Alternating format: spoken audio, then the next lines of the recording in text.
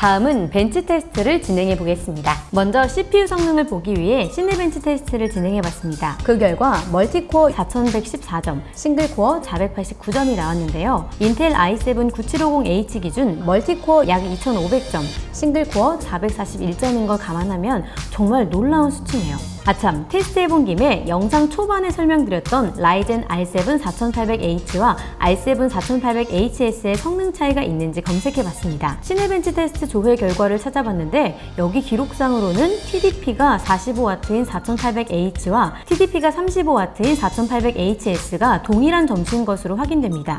35W인 4800HS가 많이는 아니어도 조금은 점수가 낮지 않을까 싶은데요. 제 개인적으로는 아직 많은 테스트가 이루어지지 않아 수치가 정확하지 않을 수 있다는 것 같다는 생각이 들었습니다. 이번엔 그래픽 성능을 보기 위해 3D마크 파이어 스트라이크 벤치마크를 실행해봤습니다. 성능을 극대화하기 위해 아모리 크레이트에서 터보 모드를 작동시켰어요. 그 결과 총 13822점, 그래픽 스코어는 14931점이 나왔습니다. 이번엔 3D마크 타임스파이 벤치마크도 실행해봤습니다. 총 5876점, 그래픽 스코어는 5556점인 걸 확인할 수 있습니다. 마지막으로 디스크 속도, 즉 NVMe SSD의 속도 테스트를 위해 크리스탈 디스크를 실행해봤습니다. 그 결과 디스크 점수는 읽기 속도 1837MB, 쓰기 속도 1760MB가 나왔습니다.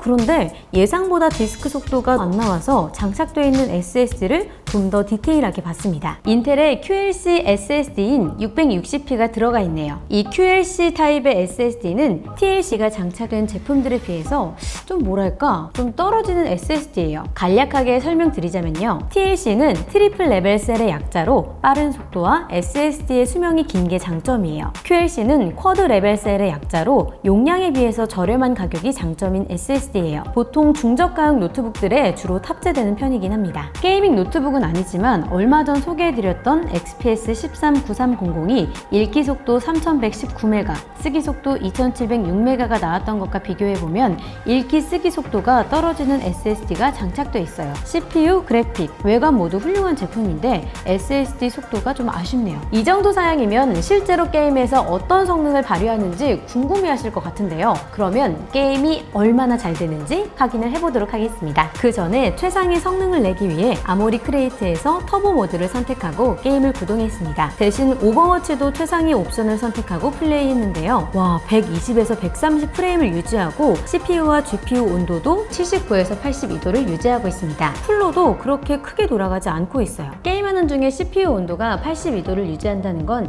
이 노트북 사양에 오버워치 돌리는 것쯤은 정말 전혀 무리가 없다는 얘기예요. 다음에는 배틀그라운드를 해봤습니다. 이번에도 최상의 성능을 내기 위해 터보 모드로 선택하고 구동했습니다. 그리고 최상 옵션인 울트라로 선택하고 게임을 실행했습니다. 배틀그라운드가 아무래도 굉장히 고사양을 요구하는 게임이다 보니 확실히 오버워치보다는 무거운 것 같네요. 프레임이 90에서 110을 왔다 갔다 하고 평균 한 100프레임 정도 유지하는 것 같아요. CPU 온도도 아모리 크레이트를 통해 확인해보면 94에서 95도 왔다 갔다 합니다. 터보 모드를 선택해서 쿨러도 굉장히 열심히 돌아가고 있습니다. 어쩔 수 없이 약간의 소음이 발생하는데 이건 CPU를 식혀주려면 어쩔 수 없는 것 같아요.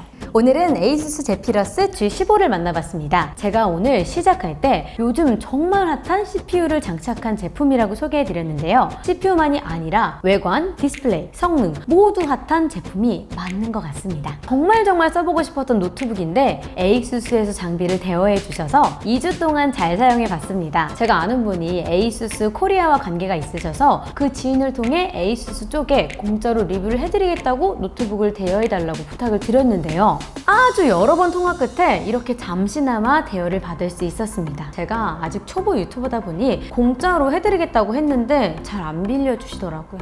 좀 서운했어요. 여러분, 제가 그동안 이런 부탁은 한 번도 안 드렸는데요. 지금 이 영상이 도움이 되셨다면 좋아요, 그리고 아이튜버 채널 구독 버튼을 꾹 눌러주시면 감사하겠습니다. 다음에는 ASUS에서 먼저 저한테 리뷰를 좀 해달라고 연락이 올 수 있도록 여러분들께서 도와주세요.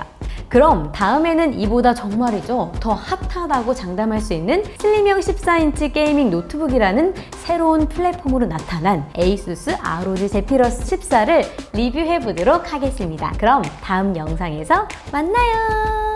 안녕.